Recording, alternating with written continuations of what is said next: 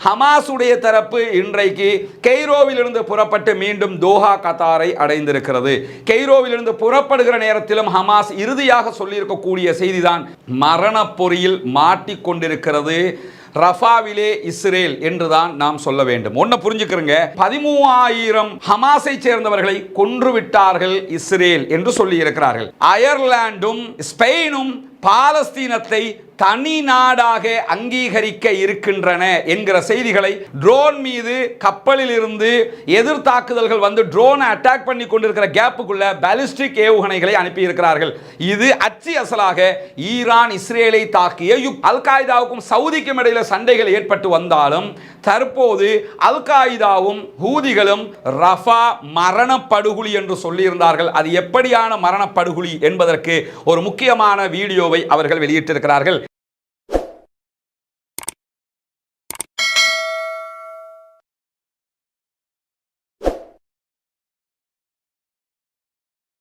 அஸ்ஸலாமு அலைக்கும் வரஹ்மத்துல்லாஹி வபரகாத்துஹு. அன்பிற்கினிய சகோதர சகோதரிகளே, காசா மீதான இஸ்ரேலுடைய தாக்குதல்கள் ஆரம்பிக்கப்பட்டு 7 மாதங்கள் முடிந்திருக்கிறது. 216வது நாளிலே தற்போது நாம் நின்று கொண்டிருக்கிறோம். இந்த நிலையிலே காசாவில் இன்றைக்கு என்னவெல்லாம் நடந்து கொண்டிருக்கிறது, காசாவை ஒட்டி என்னவெல்லாம் நடந்து கொண்டிருக்கிற செய்திகள் என்பதை தான் நாம் பார்க்க இருக்கிற அதே நேரத்தில் காசாவினுடைய ரஃபா பகுதிகள் மீதான தாக்குதலை தொடர்ந்து உக்கிரப்படுத்தி கொண்டிருக்கிறது இஸ்ரேல் என்கிற செய்திகள் தொடர்ந்து வெளியாகி கொண்டிருக்கிறது. இன்றைக்கும் இந்த நிமிடம் வரைக்கும் சுமார் 40க்கு மேற்பட்ட சகோதரர்கள் அங்கே கொல்லப்பட்டிருக்கிறார்கள், ஷஹீதாக்கப்பட்டிருக்கிறார்கள் என்கிற நிலையில் தான் பல நாடுகளும் கைகட்டி பார்த்து கொண்டிருக்கும் போது நாளைய தினம் இன்ஷா அல்லாஹ் வெள்ளிக்கிழமை ஐநா சபையிலே மீண்டும் பாலஸ்தீன தனி நாட்டு கோரிக்கையுடனான தீர்மானம் வர இருக்கிறது. இந்த தீர்மானத்தை பொறுத்தவரை நமக்கு தெரியும், ஏப்ரல் மாதம் 18ஆம் தேதி இந்த தீர்மானம் கொண்டு வரப்பட்டு அமெரிக்காவினால் வீட்டோ செய்யப்பட்டிருந்தது.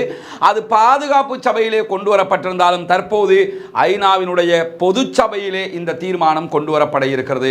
பொது சபையிலே இருக்கிற 193 நாடுகளில் ஆல்ரெடி 144 நாடுகள் பாலஸ்தீனத்தை அங்கீகரித்திருக்கின்றன என்கிற நிலையில் தான் நாளை இந்த வாக்கெடுப்பு கொண்டு வரப்பட்டு வாக்கெடுப்பு வெற்றி பெறுமாக இருந்தால் கண்டிப்பாக செக்யூரிட்டி கவுன்சில், பாதுகாப்பு கவுன்சிலும் அது வெற்றி பெறுவதற்கான வாய்ப்புகள் தான் நிறையவே இருக்கிறது. இதை மீறி அமெரிக்கா வீட்டோவை பயன்படுத்துவதற்கு வாய்ப்பில்லை என்று அது தொடர்பான ஆய்வாளர்கள் சொல்லிக் கொண்டிருக்கிறார்கள் என்கிற நிலையில் இதுவரைக்கும் ரஃபா மீதான படையெடுப்பு ஆரம்பிக்கப்பட்டு 3 நாட்கள் ஆகிவிட்ட நிலையில் 3 நாட்களில் 80,000க்கு மேற்பட்டவர்கள் அங்கிருந்து குடிபெயர்ந்து மீண்டும் அகதிகளாகி இருக்கிறார்கள். தைர் அல் பலா பகுதிகளிலே அவர்கள் குடிபெயர்ந்து இருக்கிறார்கள் என்கிறது UNRWA தான் அங்கே தேவையான உணவுகளை கொடுத்து கொண்டிருக்கிறார்கள். அந்த மக்களுக்கு தேவையான மருத்துவ உதவிகளை அங்கிருக்கக்கூடிய செம்பிறை சங்கம் செய்து கொண்டிருக்கிறது UNRWA வழியாக. இப்படியான ஒரு நேரத்தில் தான் பயங்கரமான உக்கிரமான சண்டையும் ரஃபா பார்டரில் நடைபெற்று வருகிறது. ரஃபா மட்டுமல்ல, காசாவினுடைய வடக்கு காசா, தெற்கு Gaza, central Gaza, Gaza city, Netzarim உள்ளிட்ட அனைத்து பகுதிகளிலும் இன்றைக்கு பாரிய யுத்தங்கள் நடைபெற்று வருகிறது என்கிற நிலையில் என்ன நடக்கிறது, சமாதான பேச்சுக்கள் என்கிற விவரத்தை பொறுத்தவரையில் சமாதான பேச்சுக்களில் ஈடுபட்டு வந்த ஹமாஸுடைய தரப்பு இன்றைக்கு கெய்ரோவிலிருந்து புறப்பட்டு மீண்டும் தோஹா கத்தாரை அடைந்திருக்கிறது. கெய்ரோவிலிருந்து புறப்படுகிற நேரத்திலும் ஹமாஸ் இறுதியாக சொல்லியிருக்கக்கூடிய செய்திதான் நாங்கள் விரும்பிய சமாதான ஒப்பந்தம், அமெரிக்காவும் ஏற்றுக்கொண்ட யுத்த நிறுத்தத்திற்கு நாங்கள் தயாராக இருக்கிறோம். இஸ்ரேல் தயார் என்றால், இஸ்ரேல் தயார் இல்லை என்றால் கண்டிப்பாக ரஃபாவினுடைய தாக்குதல் அவர்களுக்கு பிக்னிக்காக இருக்காது, உல்லாச பயணமாக இருக்காது, மரண படுகொலியாக இருக்கும் என்று சொல்லிவிட்டுத்தான் சென்றிருக்கிறார்கள். சொன்னதை போலவே மரண பொறியில் மாட்டிக்கொண்டிருக்கிறது ரஃபாவிலே இஸ்ரேல் என்றுதான் நாம் சொல்ல வேண்டும். ஒன்றை புரிஞ்சுக்கிறங்க, மீண்டும் இந்த பழைய குருடி கதவை துரடின்னு சொல்லுவாங்கல்ல, அது மாதிரி என்னன்னா பொதுமக்கள் மீது இஸ்ரேல் தாக்குவது உண்மை. ஆனால் என்ன சில பேர் சொல்ல ஆரம்பிச்சிட்டாங்கன்னா, ஹமாஸினுடைய இத்தனை படை காலி, அத்தனை படை காலி என்று சொல்லிக் கொண்டிருக்கக்கூடிய சில செய்திகளை நீங்கள் பார்க்குறீங்க. நன்றாக ஒன்றை புரிந்து கொள்ளுங்கள், ஹமாஸினுடைய ஒரு பெட்டாலியன் கூட இதுவரைக்கும் மொத்தமாக அழிக்கப்படவில்லை. ஹமாஸ் தரப்பிலிருந்து இதுவரைக்கும் 200க்கு உட்பட்டவர்கள் தான் கொல்லப்பட்டிருக்கிறார்கள், ஷஹீதாக்கப்பட்டிருக்கிறார்கள். ஹமாஸ், அல் குதுஸ் படையணி, அங்கிருக்கக்கூடிய அனைத்து படையணியையும் சேர்த்து ஒட்டுமொத்தமாக அவ்வளவு பேர் தான் கொல்லப்பட்டிருக்கிறார்கள். அவர்கள் சேஃப் ஜோனாக, அவர்கள் பங்கருக்குள் இருந்து வெளியே வந்து தாக்குதல் நடத்துகிற காரணத்தினால் இஸ்ரேலால் அவர்களை அழிக்க முடியவில்லை. ஆனால் இஸ்ரேலுக்கு ஆதரவாக இருக்கிற CNN உள்ளிட்ட பல ஊடகங்களும் எப்பொழுதும் போல் மீண்டும் 13,000 ஹமாஸை சேர்ந்தவர்களை கொன்றுவிட்டார்கள் இஸ்ரேல் என்று சொல்லி இருக்கிறார்கள். இது எவ்வளவு பெரிய நகை முரண் என்று சொன்னா, காசாவில் 35,000 பேர் இதுவரைக்கும் கொல்லப்பட்டிருக்கிறார்கள், ஷஹீதாக்கப்பட்டிருக்கிறார்கள். இந்த 35,000 பேரும் யாரு என்பது துல்லியமாக அங்கு இருக்கக்கூடிய பாலஸ்தீன சுகாதார பிரிவுக்கு தெரியும். தைரல் பலாவில் எத்தனை பேர் கொல்லப்பட்டிருக்கிறாங்க, அந்த அத்தனை பேரும் யாரு? பாலஸ்தீன சிட்டியில் எத்தனை பேர் கொல்லப்பட்டிருக்கிறாங்க, அத்தனை பேரும் யாரு? அதே போல சென்ட்ரல் காசாவில் எத்தனை பேர் கொல்லப்பட்டிருக்காங்க, அத்தனை பேரும் யாரு? எத்தனை சிறுவர்கள், அவர்கள் யாருடைய பிள்ளைகள் என்பதெல்லாம் துல்லியமாக கையிலே வைத்துக் கொண்டிருக்கிறது பாலஸ்தீன சுகாதார அமைச்சு. 23 லட்சம் மக்களுடைய துல்லியமான தகவல்கள் அவர்களிடத்தில் இருக்கிறது. அப்படி இருக்கும் போது 35,000 பேர் அங்கே பொதுமக்கள் கொல்லப்பட்டிருக்கிறார்கள் என்கிற செய்திகள் திட்ட தெளிவாக வெளியாகி கொண்டிருக்கும் போது, இன்னும் 13,000 பேர் ஹமாஸிலே கொல்லப்பட்டிருந்தால் மொத்தம் எத்தனை பேர் பாலஸ்தீனத்திலே கொல்லப்பட்டிருக்க வேண்டும் என்று சொன்னால் 48,000 பேர் கொல்லப்பட்டிருக்க வேண்டும். ஆனால் அப்படி எங்கேயுமே நீங்கள் செய்திகளை பார்த்துருக்க மாட்டீங்க. இந்த ஹமாஸ் இஸ்ரேலுடைய ஊதுகுழலாக இருக்கிற CNN, BBC, Wall Street Journal இது போன்ற பத்திரிகைகள் தங்களுடைய மானத்தை காப்பாற்றிக் கொள்வதற்காக ஒரு மீடியா வார் பண்ண பார்க்குறாங்க. அதுவும் படுதோல்வி அடைந்து கொண்டிருக்கிறது என்பதை நாம் புரிந்து கொள்ள வேண்டும். எனவே காசாவிலே இருக்கக்கூடிய சுதந்திர போராளிகள் அவர்கள் உச்சகட்டமாக நின்று தங்களுடைய நாட்டுக்காக போராடி கொண்டிருக்கிறார்கள், நாட்டை மீட்டெடுக்க போராடி கொண்டிருக்கிறார்கள். கண்டிப்பாக அவர்கள் அந்த போராட்டத்திலே வெற்றி பெற்றுக் கொண்டிருக்கிறார்கள், வெற்றி பெறுவார்கள். மிலிட்டரி வார்ல மொத்தமாக இஸ்ரேல் தோல்வி அடைந்து கொண்டிருக்கிறது என்பதுதான் இத்தனை நாட்களாக நாம் பார்த்து வரக்கூடிய செய்தியாக இருக்கிறது. இந்த மாதிரியான நிலையில இன்னும் என்னவெல்லாம் காசாவுக்குள் நடக்கிறது என்பதை பொறுத்தவரையில் இன்ஷா அல்லாஹ் மே மாதம் 21ஆம் தேதி அயர்லாந்தும் ஸ்பெயினும் பாலஸ்தீனத்தை தனி நாடாக அங்கீகரிக்க இருக்கின்றன என்கிற செய்திகளை இன்றைக்கு உத்தியோகபூர்வமாக அறிவித்திருக்கிறார்கள். அல்ஹம்துலில்லாஹ். நமக்கெல்லாம் தெரியும், கிட்டத்தட்ட 2 நாட்களுக்கு ஒரு முறை, 3 நாட்களுக்கு ஒரு முறை ஒவ்வொரு நாடாக பாலஸ்தீனத்தை சுதந்திர நாடாக அறிவித்துக் கொண்டே வருகிறார்கள். நேற்றைய தினம் பஹாமாஸ் என்கிற நாடு பாலஸ்தீனத்தை தனி நாடாக அங்கீகரித்திருந்த நிலையில் இன்றைக்கு வந்திருக்கக்கூடிய செய்திதான் மே மாதம் 21ஆம் தேதி அயர்லாந்து, ஸ்பெயின் ஆகிய ஐரோப்பிய யூனியனில் இருக்கக்கூடிய இந்த முக்கியமான 2 நாடுகளும் பாலஸ்தீனத்தை தனி நாடாக அங்கீகரிக்க இருப்பது மட்டுமல்லாமல் ஸ்லோவேனியா, மால்டா ஆகிய நாடுகளும் விரைவிலேயே பாலஸ்தீனத்தை சுதந்திர நாடாக அங்கீகரிக்க இருக்கின்றன. எது எப்படி போனாலும் இது 21ஆம் தேதி வரைக்கும் அவர்கள் திகதியை முடிவெடுத்திருப்பதற்கான காரணம் என்னன்னா, நாளைய தினம் சில நேரம் பாலஸ்தீன் தனியான சுதந்திர தேசம்தான் என்பது ஐநாவினுடைய சபையில், பொது சபையில் முடிவுக்கு வந்துவிட்டால் கண்டிப்பாக ஸ்பெயினும் மற்ற நாடுகளும் அதிலே கைதூக்கினால் ஆட்டோமேட்டிக்காக அவர்கள் பாலஸ்தீனத்தை அங்கீகரித்ததாக மாறிவிடும் என்கிற செய்தியை நம்ம சொல்லலை. ஸ்பெயினும் அதே நேரத்தில் அயர்லாண்டும் கூட இந்த செய்தியை சொல்லியிருக்கிறார்கள். நாளைய வாக்கெடுப்பில் நாங்கள் மட்டுமல்ல பல பேர் பாலஸ்தீனத்தை அங்கீகரிப்பதற்கான வாய்ப்புகள் இருக்கிறது என்று சொல்லப்படுகிறது.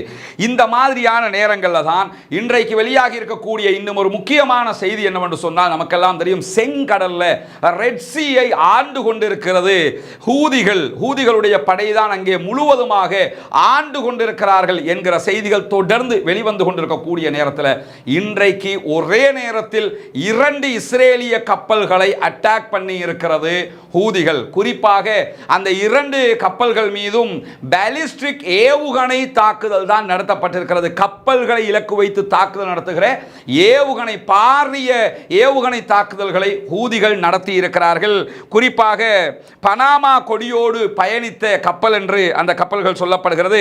2 கப்பல்களும் யமன்ல இருந்து ஹூதிகள் வழியாக பாலிஸ்டிக் ஏவுகணைகள் மற்றும் ட்ரோன்கள் வழியாகத்தான் அட்டாக் செய்யப்பட்டிருக்கிறது. இஸ்ரேலுடைய MSC டியாகோ, அதே நேரத்தில் MSC கினா என்கிற 2 பாரிய சரக்கு கப்பல்கள் மீதுதான் தாக்குதல் நடத்தப்பட்டிருக்கிறது. நமக்கெல்லாம் தெரியும், ஏற்கனவே ஐரோப்பிய யூனியனுடைய நாவல் போர்சஸினுடைய தளபதி திட்ட தெளிவாக சொல்லிட்டாரு, எங்களுக்கு 3 கப்பல் மட்டும் தான் வச்சுக்கிட்டு நிற்கிறோம், அதன் மூலமாக ஹூதிகளை நாங்கள் அட்டாக் பண்ண முடியாமல் இருக்குது. ஒரே நேரத்தில் நிறைய ட்ரோனை அனுப்பிக்கிட்டு இருக்கிறாங்க. இன்னைக்கும் அவங்க என்ன பண்ணாங்கன்னா, ஆரம்பத்தில் ட்ரோனை தான் அனுப்பினாங்க. ட்ரோன் மீது கப்பலில் இருந்து எதிர் தாக்குதல்கள் வந்து ட்ரோனை அட்டாக் பண்ணி கொண்டிருக்கிற கேப்புக்குள்ள பாலிஸ்டிக் ஏவுகணைகளை அனுப்பி இருக்கிறார்கள். இது அச்சு அசலாக ஈரான் இஸ்ரேலை தாக்கிய யுக்தி. அந்த யுக்தியின் அடிப்படையில் தான் இன்றைக்கு தாக்குதல் நடத்தப்பட்டிருப்பது மட்டுமல்லாமல் MSC விக்டோரியா என்கிற 3வது கப்பலையும் இன்றைக்கு ஹூதிகள் சற்று முன்னால் தாக்கி இருக்கிறார்கள். 3 கப்பல் எரிகிற நிலையை இன்றைக்கு ஹூதிகள் உண்டாக்கி இருப்பது மட்டுமல்லாமல், நமக்கெல்லாம் தெரியும், இந்த யமனை பற்றி மீண்டும் ஒரு செய்தியை நீங்க புரிஞ்சுக்கிறீங்க. யமன்ல 3 விதமான குழுக்கள் யமனை கண்ட்ரோல் பண்ணிக்கிட்டு இருக்கிறாங்க. முதல்ல யமன்ல சவுதி அமெரிக்காவினுடைய ஆதரவு ஒரு அரசாங்கம் இருக்கிறது. அந்த அரசாங்கத்துக்கு ஆதரவாக தான் ஹூதிகளோடையே சவுதி சண்டை பிடிச்சிக்கிட்டு இருந்தாங்க. இப்போ அந்த ஃபைட் நின்று இருக்குது. அந்த அரசாங்கம் சர்வதேச அங்கீகாரம் பெற்ற அரசாங்கம் என்று அதைத்தான் அவங்க டம்மி கவர்மெண்ட்டை வச்சிருக்கிறாங்க. ஹூதிகளை பொறுத்தவரையில் பெரும்பாலான அதிக ஜனத்தொகை கொண்ட மக்கள் வாழக்கூடிய பகுதிகளையும் தலைநகர் சன்ஆவையும் நாட்டினுடைய முக்கிய வளங்கள் எல்லாம் இருக்கக்கூடிய இராணுவ பலங்கள் எல்லாம் இருக்கக்கூடிய பல பகுதிகளையும் ஹூதிகள் கண்ட்ரோலில் வச்சிருக்கிறாங்க. இதை தாண்டி அல் காயிதா, இந்த அல் காயிதாவை பொறுத்தவரையில் பெரும்பாலும் ஆப்கானிஸ்தானில் அல் காயிதா இல்லைங்கிற ஒரு நிலை இருக்கிறது. ஆனால் யமனில் ஒரு பெரும் பகுதியை அல் காயிதா கையிலே வைத்துக் கொண்டிருப்பதாக சொல்லப்படுகிறது. அந்த அல் காயிதா அவர்களுக்கும் ஹூதிகளுக்கும் இடையில பாரிய சண்டைகள் அடிக்கடி நிகழ்ந்து வந்தாலும், அல் காயிதாவுக்கும் சவுதிக்கும் இடையில சண்டைகள் ஏற்பட்டு வந்தாலும், தற்போது அல் காயிதாவும் ஹூதிகளும் ஒரு அண்டர்ஸ்டாண்டிங்கான ஒரு நிலைக்கு வந்திருப்பதாக சொல்லப்படுகிறது. ஹூதிகள் அல் காயிதாவுக்கு ட்ரோன் வழங்கி கொண்டிருக்கிறார்கள். எதிர்காலத்தில் ஹூதிகள் போன்று அவர்களும் இஸ்ரேலிய அமெரிக்க கப்பல்கள் மீது தாக்குதல் நடத்துவதற்கு களத்துக்கு வர வாய்ப்பு இருக்கிறது என்று செய்திகள் வெளியாகி கொண்டிருக்கிறது. இந்த செய்திகள் அடிப்படையில் பார்த்தால் மீண்டும் ஒரு குழுவும் களத்திற்கு வர இருக்கிறது. அப்படி வந்தால் அதுவும் பாரிய ஒரு சிக்கலாக அமெரிக்கா உள்ளிட்ட நேச நாடுகளுக்கும் இஸ்ரேலுக்கும் மாறிவிடும் என்பதிலே எந்த மாற்று கருத்தும் இல்லை. எனவே தற்போது நமக்கு தெரியும், அல் காயிதாவை பொறுத்தவரையில் அவங்க சன்னி சிந்தனையில் இருக்கக்கூடியவர்கள், ஹூதிகள் ஷியா சிந்தனையில் இருக்கக்கூடியவர்கள். அந்த கார்டியன் போட்டிருக்கக்கூடிய செய்தியில் இதை தெளிவாகவே அவங்களும் போட்டிருக்கிறாங்க. இப்படி கொள்கை ரீதியாக அவர்கள் வேறுபட்டிருந்தாலும் இந்த காசா விவகாரத்தில் ஒன்றுபட்டிருக்கிறார்கள் என்பதுதான் நம்ப முடியாத செய்தியாக இருக்கிறது என்றெல்லாம் இன்றைக்கு செய்திகள் வரக்கூடிய காட்சிகளை பார்க்கிறோம். இப்படி முழுமையாக தங்களை காசாவுக்காக நாங்கள் இருக்கிறோம் என்று சொல்லி ஹூதிகள் சொல்லிக்கொண்டு களத்திலே நிற்கிறார்கள். பாரிய தாக்குதல்களை அவர்கள் நடத்தி கொண்டிருக்கிறார்கள். இன்றைக்கு 3 கப்பல்கள் மீது தாக்குதல் நடத்தி இருக்கிறார்கள் என்கிற செய்திகளும் இன்றைக்கு வெளியாகி இருக்கிறது. இப்படியான நிலையில் இன்றைக்கு வெளியாகி இருக்கக்கூடிய பல முக்கியமான செய்திகளில் ஹிஸ்புல்லாக்கள் என்ன செய்கிறார்கள் என்பது முக்கியமானது. ஹிஸ்புல்லாக்களை பொறுத்தவரையில் இன்றைக்கு ஹிஸ்புல்லாக்களுடைய பகுதிகளில் இஸ்ரேல் நடத்திய தாக்குதலில் ஒரு கார் குண்டு தாக்குதல் நடத்தப்பட்ட கார் மீது விமான தாக்குதல் நடத்தப்பட்டிருக்கிறது. அதிலே 4 பேர் கொல்லப்பட்டிருப்பதாக சொல்லப்படுகிறது. ஹிஸ்புல்லாக்களுடைய 2 சோல்ஜர்ஸும் அதிலே கொல்லப்பட்டிருப்பதாக செய்திகள் தற்போது வெளியாகி இருக்கிறது. மேலதிக செய்திகள் இதுவரை வெளியாகவில்லை. இப்படியான நேரத்தில் ஹிஸ்புல்லாக்கள் நடத்தி வருகிற தாக்குதலை பொறுத்தவரையில் லெபனானுடைய எல்லையில் இருக்கக்கூடிய லெபனான் இஸ்ரேல் பார்டர்ல இருக்கக்கூடிய ராமியா ராணுவ தளத்தின் மீது கடுமையான ஏவுகணை தாக்குதல்களை ஹிஸ்புல்லாக்கள் நடத்தி கொண்டிருக்கிறார்கள். குறிப்பாக புதிதாக அமைக்கப்பட்டிருக்கக்கூடிய தொழில்நுட்ப அமைப்புகளை கடுமையாக அவர்கள் தாக்கி இருக்கிறார்கள். உளவு பார்க்கக்கூடிய தொழில்நுட்ப அமைப்புகளை இலக்கு வைத்து மொத்தமாக ராமியா ராணுவ தளத்தை அழித்துக் கொண்டிருக்கிறார்கள் ஹிஸ்புல்லாக்கள் என்கிற செய்திகள் வெளியாகிற அதே நேரத்தில் இஸ்ரேலுடைய அல் ஷமாகா ராணுவ தளத்தின் மீதும் ஹிஸ்புல்லாக்கள் ராக்கெட் தாக்குதல் நடத்தி கொண்டிருக்கிறார்கள். ஷமாகா ராணுவ தளத்தின் மீது ராக்கெட் தாக்குதல் நடத்தப்படுகிறது. ராமியா ராணுவ தளம் மொத்தமாக அளிக்கப்பட்டிருக்கிறது என்கிற செய்திகளும் தொடர்ந்து வெளியாகி கொண்டிருக்கக்கூடிய நேரத்தில் கஸ்ஸாம் பிரிகேட் என்னவெல்லாம் செய்கிறார்கள் என்கிற செய்திகள் வெளியாகி இருக்கிறது. கஸ்ஸாம் பிரிகேடை பொறுத்தவரையில் இந்த ரஃபாவில் பெரும் ஆச்சரியங்களை இஸ்ரேலுக்கு கொடுத்து கொண்டிருக்கிறார்கள் என்பதுதான் உண்மையிலும் உண்மையாக இருக்கிறது. இந்த வீடியோவை பொறுத்தவரையில் இது சராயா அல் குதுஸ், இஸ்லாமிக் ஜிஹாட் மூவ்மெண்டினுடைய சராயா அல் குதுஸ் நடத்துகிற தாக்குதல்களை அவர்கள் வெளியிட்டிருக்கிறார்கள். குறிப்பாக இஸ்ரேலிய ராணுவத்தை இலக்கு வைத்து ஸ்னைப்பர் அட்டாக் செய்திருப்பதாக அவர்கள் இந்த வீடியோ வெளியிட்டிருக்கிறாங்க. இதில் பார்க்க முடியும் இஸ்ரேலிய ராணுவம் நகருகிற காட்சிகளை எல்லாம் துல்லியமாக காட்டி அவர்கள் மீது அவர்கள் தெளிவாக அட்டாக் பண்ணியிருக்கிறாங்க. அட்டாக் பண்ணியிருக்கிறது மட்டுமல்லாமல் அவர்கள் அந்த வீடியோவிலே ராணுவ வாகனங்களோடு நிற்கக்கூடிய காட்சிகளையும் காட்டியிருக்கிறார்கள். அது மட்டுமல்லாமல் தங்களுடைய தாக்குதல்கள் எப்படியாக நடக்கிறது என்பதையும் காட்டியிருக்கிறார்கள். சில பகுதிகளை நம்ம காட்ட முடியாது, இந்த அட்டாக் பண்ணுகிற கட்டங்களை நம்ம இதில் காட்ட முடியாது. அது இல்லாமல் அவங்க இருக்கக்கூடிய காட்சிகளை எல்லாம் நாம் காட்ட முடியும். இந்த காட்சிகளை நீங்கள் பார்க்க முடியும். பல பகுதிகளில் இருந்தும் இந்த தாக்குதல்களை அவர்கள் நடத்தி கொண்டிருக்கிறார்கள். இதில் ஒரு விஷயம் நம்ம பலமுறை சொன்ன ஒரு செய்தியாக புரிஞ்சுக்கிற வேண்டியிருக்குது. என்னன்னு கேட்டால் இந்த காசாவுக்குள்ள அதுவும் தரையில் நின்று தான் இவங்க தாக்குதல் நடத்திக்கிட்டு இருக்கிறாங்க. மேலே எது பறந்தாலும் நாங்கள் உடனே கண்காணிச்சிருவோம். ஸ்ரீலங்காவில் ஒரு மூலையில் நடந்தாலும் இஸ்ரேலுக்கு தெரியாமல் இருக்காது, அமெரிக்காவுக்கு தெரியாமல் இருக்காது. என்ன மாதிரி பில்டப் கொடுத்துக்கிட்டு இருந்திருக்கிறாங்க தெரியுமா உலகத்துக்கு? என்ன யோசிக்க வேண்டியிருக்குதுன்னு கேட்டால், எங்கே எது நடந்தாலும் மேலே ஒரு குருவி பறந்தாலும் கண்காணிச்சிருவாங்களாம். அவ்வளோ துல்லியமாக இருக்குமா. இந்த மாதிரி உலகம் முழுக்க பீலா பில்டப்பு அந்த மாதிரியான செய்திகளை சொல்லி வச்சிருக்கிறாங்க. இவ்வளவு தாக்குதல்களையும் அவங்க காசாவுக்குள்ள தான் நடத்திக்கிட்டு இருக்கிறாங்க. அப்போ உனக்கு எப்படி கண்டுபிடிக்க முடியாமல் இருக்குது? பார்க்கணுமா இல்லையா? அப்ப இந்த மாதிரியான கடுமையான தாக்குதல்களை அவர்கள் நடத்தி கொண்டிருக்கிறார்கள். இதே நேரத்தில் ரஃபா நகரத்தினுடைய கிழக்கு பகுதிகளில் ஊடுருவி கொண்டிருக்கக்கூடிய இஸ்ரேலிய ஆக்கிரமிப்பு பயங்கரவாத ராணுவத்தின் மீது மிக கொடூரமான தாக்குதல்களை கஸ்ஸாம் பிரிகேட் நடத்தி கொண்டிருக்கிறது. மோட்டார் குண்டு தாக்குதல்கள் நடத்தப்படுவதாக சொல்லப்படுகிறது, ஏவுகணை தாக்குதல்கள் நடத்தப்படுவதாக சொல்லப்படுகிறது. அது மட்டுமல்லாமல் காசா நகரத்தினுடைய அல் சஃப்ரா சுற்றுப்புறத்தின் பகுதிகளிலும் தென்கிழக்கில் இருக்கக்கூடிய பகுதிகளிலும் டேண்டம் என்கிற ஒரு வகையான ஷெல் மூலமாக ஜியோனிஸ்டுகளுடைய D9 புல்டோசர் வகைகளை மொத்தமாக அளித்திருக்கிறோம் என்கிற செய்திகளையும் இன்றைக்கு கஸ்ஸாம் பிரிகேட் சொல்லியிருப்பது மட்டுமல்லாமல் முக்கியமான ஒரு ராணுவ பிரிகேடையே மொத்தமாக காலி செய்திருக்கிறது கஸ்ஸாம் பிரிகேட். ஜாய் டவுன் பகுதிகளில் இருக்கக்கூடிய ஜாய் டவுன் பகுதிகளில் தெற்கு பகுதிகளில் ஊடுருவி கொண்டிருந்த இஸ்ரேலிய ஜியோனிஸ்டுகளுடைய 2 வாகனங்கள் மீது யாசின் 105 ஏவுகணைகள் மூலமாக ஷாவாஸ் கருவிகள் மூலமாகவும் நாங்கள் தாக்குதல் நடத்தி இருக்கிறோம் என்கிற செய்தியை கஸ்ஸாம் பிரிகேட் இன்றைக்கு வெளியிட்டிருக்கிறார்கள். யாசின் 105 மீண்டும் களத்திற்கு வந்திருக்கிறது. நமக்கு தெரியும் யாசின் 105 என்பது அவர்களுடைய மெர்காவா டேங்குகளின் சவக்குழியாக மாற்றக்கூடிய ஆயுதமாக இருக்கிறது.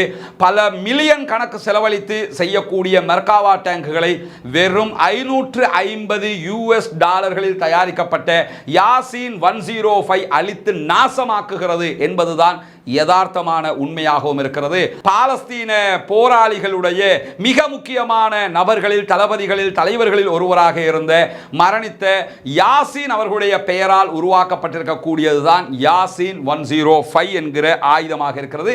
அதனூடாகத்தான் இந்த தாக்குதல்களை அவர்கள் நடத்தியிருப்பது மட்டுமல்லாமல் அதே நேரத்தில் கஸ்ஸாம் பிரிகேடை சேர்ந்தவர்கள் இன்னொரு இடத்துல 3 இஸ்ரேலிய வாகனங்கள், அதே நேரத்தில் அதிலே வந்த வீரர்கள் என்று இஸ்ரேலிய படையைச் சேர்ந்த அத்தனை பேரையும் நாங்கள் அளித்திருக்கிறோம் என்கிற செய்திகளை சொல்லியிருப்பது மட்டுமல்லாமல் இன்னொரு பகுதிகளிலே அவர்கள் செய்திருக்கக்கூடிய தாக்குதலில் அவர்கள் கூறியிருக்கக்கூடிய ஒரு முக்கியமான விவகாரம் தான் இஸ்ரேலுடைய இன்ஜினியரிங் படையணியைச் சேர்ந்த 2 பெட்டாலியன்களை கண்ணி வெடி வைத்து சுரங்கப்பாதைக்குள் நுழைய முயன்றவர்களை மொத்தமாக அழித்திருக்கிறோம் என்கிறார்கள் கஸ்ஸாம் பிரிகேடை சேர்ந்தவர்கள். ஏற்கனவே சொல்லிட்டாங்க ரஃபா மரணப்படுகொலியாக இருக்கும்னு.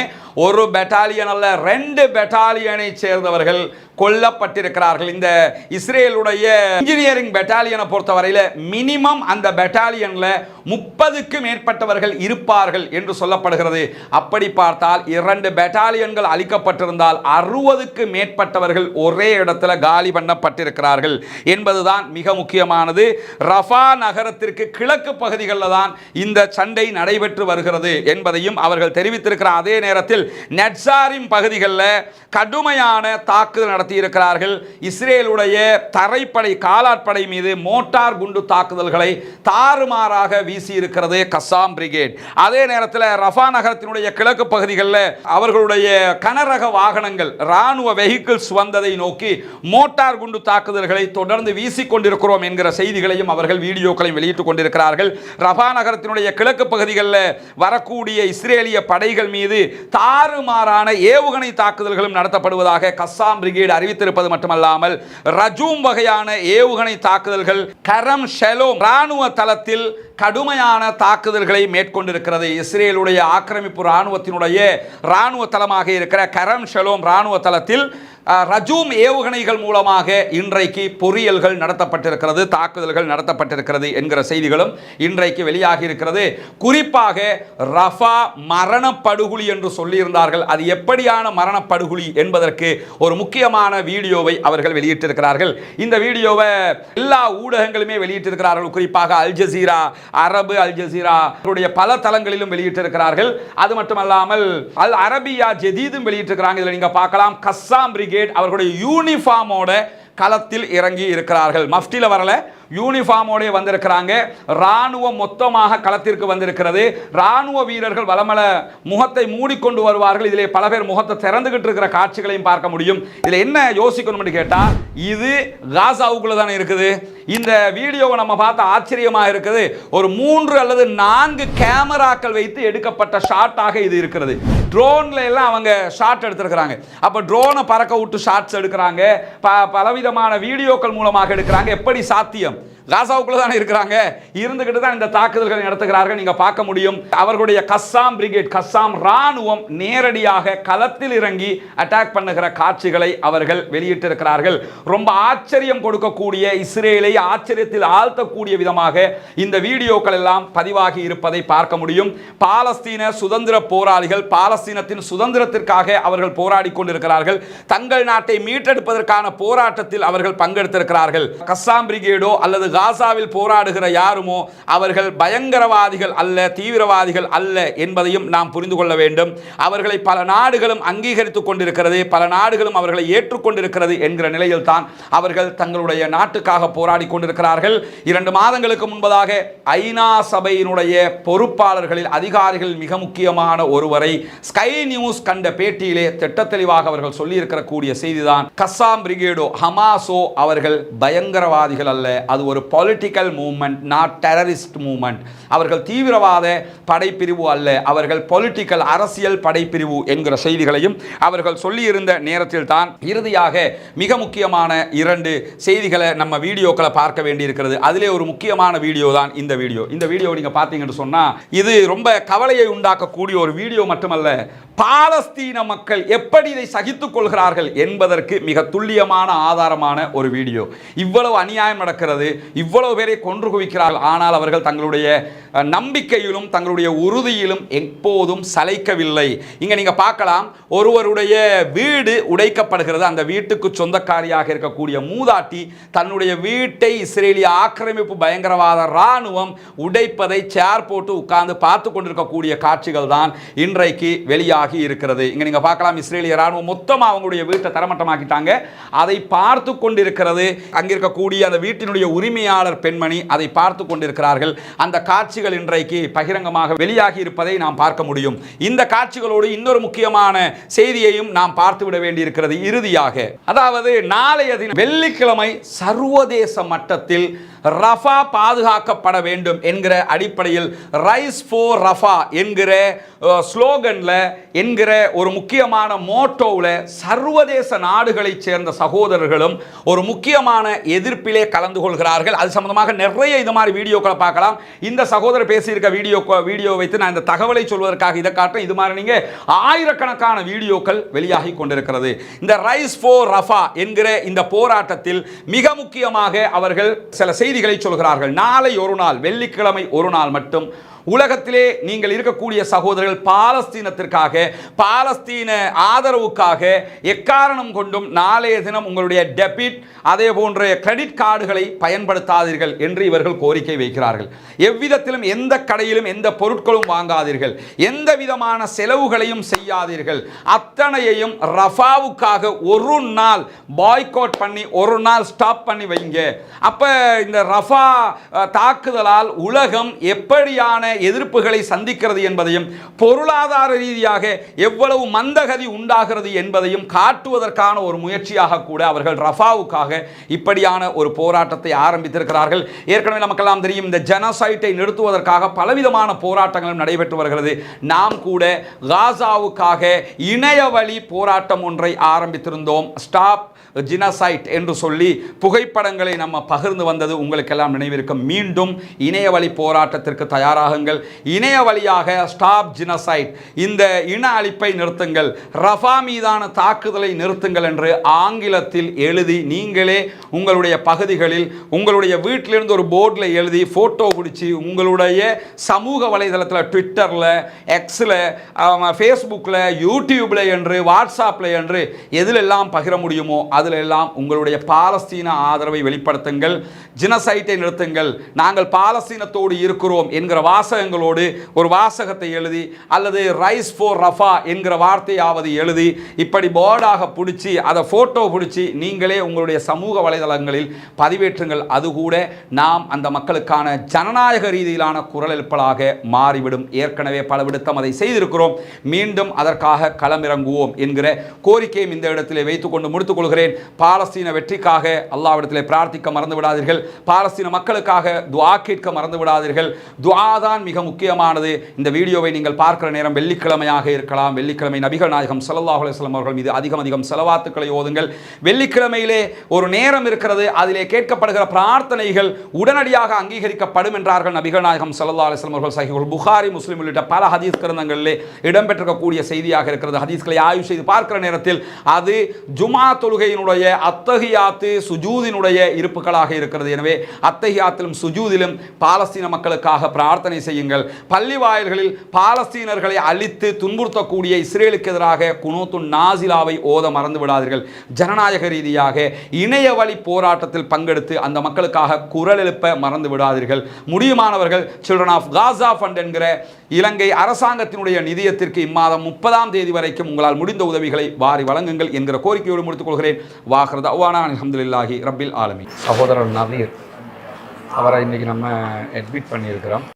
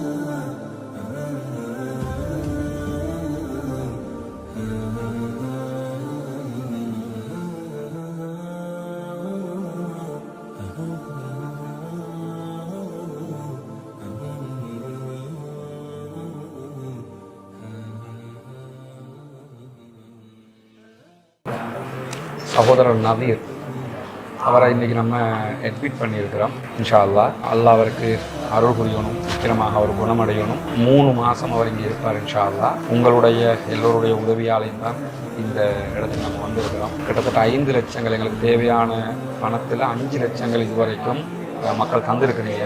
இன்னும் அவருக்கு ட்ரீட்மெண்ட்டுக்கு இன்னும் அதே மாதிரி இன்னொரு மடங்கு 10 லட்சங்கள் வரைக்கும் அதுக்குரிய செலவு இருக்கிறதுனால இவருடைய அக்கௌண்ட்டுக்கே உங்களால் முடிஞ்ச உதவிகளை நீங்கள் பண்ண முடியும். இதுவரைக்கும் 5,08,000 ரூபா சம்திங் 5,08,000 ரூபா மொத்தமாக நமக்கு கிடைச்சிருக்குது. இன்ஷா அல்லாஹ் இன்றைக்கி 2 மணிக்கு ட்ரீட்மெண்ட் ஆரம்பிக்கிறாங்க. வெள்ளிக்கிழமை நிறைய அத்தனை பேரும் பிரார்த்தனை பண்ணுங்க. சரியாக 3 மாதங்கள்ல இன்ஷா அல்லாஹ் அவர் எந்திரிச்சு நடப்பார்.